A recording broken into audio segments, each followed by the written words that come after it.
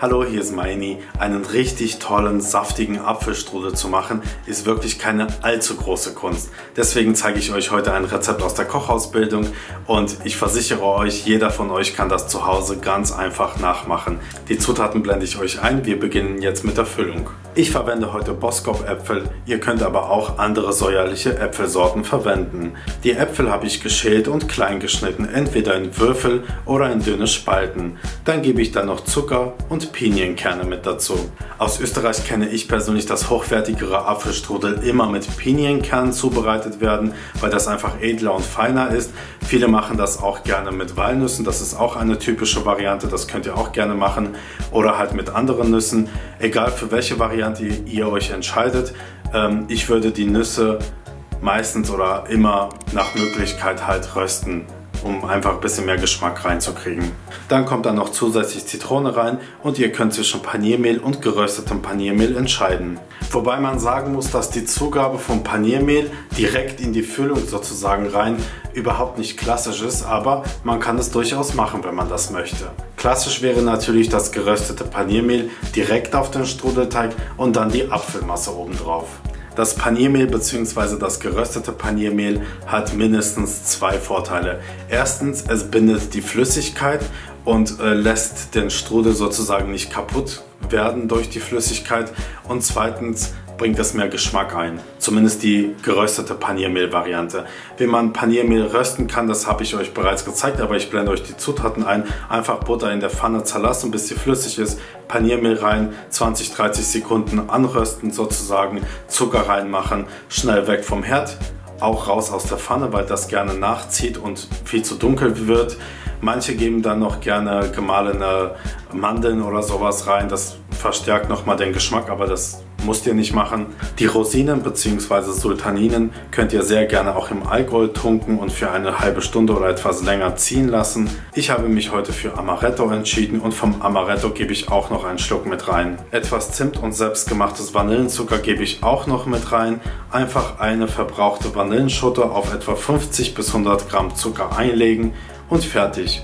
Oder ersatzweise eine Packung Vanillenzucker verwenden, wer kein selbstgemachtes Vanillenzucker zu Hause hat. Das Ganze wird jetzt schön durchgerührt und ihr dürft die Füllung gern auch über Nacht im Kühlschrank ziehen lassen, wenn ihr wollt. Und wer jetzt natürlich aufgepasst hat und meinen Kanal ein bisschen kennt, hat natürlich festgestellt, dass ich hier die Füllung verwendet habe, dass ich auch in dem Video Südtiroler Apfelstrudel verwendet habe. Allerdings wird der Südtiroler Apfelstrudel ja mit Mürbeteig gemacht und nicht mit Strudelteig. Aber die Füllung habe ich einfach deswegen nochmal verwendet, weil, ja, was soll ich sagen, ich finde sie halt klasse. Jetzt füllen wir den Apfelstrudel in den Strudelteig. Wie man den Strudelteig zubereitet, das Grundrezept habe ich euch bereits gezeigt. Das schaut ihr euch bitte im Anschluss gerne nochmal an. Fachlich gesehen ist es natürlich schöner, wenn man den Strudelteig über die Tischkanten hinauszieht. Erst dann die dickeren Ränder abschneidet, das Ganze mit zerlassener Butter beträufelt und dann die Füllung reingibt. Nicht jeder hat zu Hause einen kleinen Tisch oder nicht jeder möchte zu Hause einen riesen Teig machen, der über den Wohnzimmer-Tischrand sozusagen drüber geht. Daher zeige ich euch natürlich auch diese Bilder, damit ihr zu Hause unter jeder Bedingung den Strudelteig richtig zubereiten könnt. Also auf den ausgezogenen Strudelteig haben wir bereits Buttertröpfchen gegeben, damit es nicht zu schnell austrocknet. Jetzt geben wir Paniermehl oder geröstetes Paniermehl drauf, um zusätzlich die Feuchtigkeit der Äpfel aufzugreifen sozusagen. Das müsst ihr aber natürlich nicht tun, wenn ihr meint, dass eure Apfelmasse nicht allzu flüssig ist. Dann kommt die Füllung drauf. Schön gleichmäßig verteilen. Zu viel Teig an den Rändern dürft ihr gerne abschneiden, ansonsten werden erst die Ecken eingeschlagen und dann wird der Strudelteig zugerollt.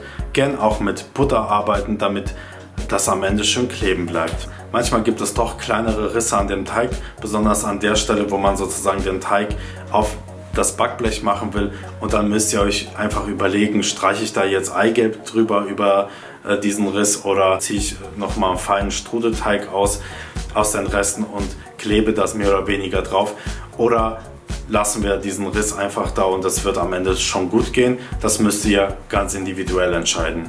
Mit dem 250 Gramm Teig könnt ihr natürlich so einen großen Apfelstrudel machen. Ihr könnt ihn aber auch halbieren und 2 Strudel daraus zubereiten. Den Apfelstrudel bestreiche ich jetzt entweder mit Eigelb oder mit flüssiger Butter. Wenn ihr wollt, könnt ihr dann natürlich noch Nüsse oder irgendwelche Körner noch drauf machen. Gebacken wird er etwa 35 bis 40 Minuten bei 200 Grad Ober- und Unterhitze. Ich hole ihn gern nach 10 Minuten vorher raus, bestreiche ihn nochmal mit Butter, damit er schön saftig bleibt, und schiebe ihn nochmal für die restliche Zeit in den Ofen rein. Wenn er leicht abgekühlt ist, kommt Puderzucker drauf und ich serviere ihn gerne mit der Vanillensauce. Das Rezept der Vanillensauce blende ich euch oben ein, das Rezept des Strudelteigs blende ich hier an der Seite ein. Bleibt gesund, abonniert meinen Kanal, bis zum nächsten Video. Ciao!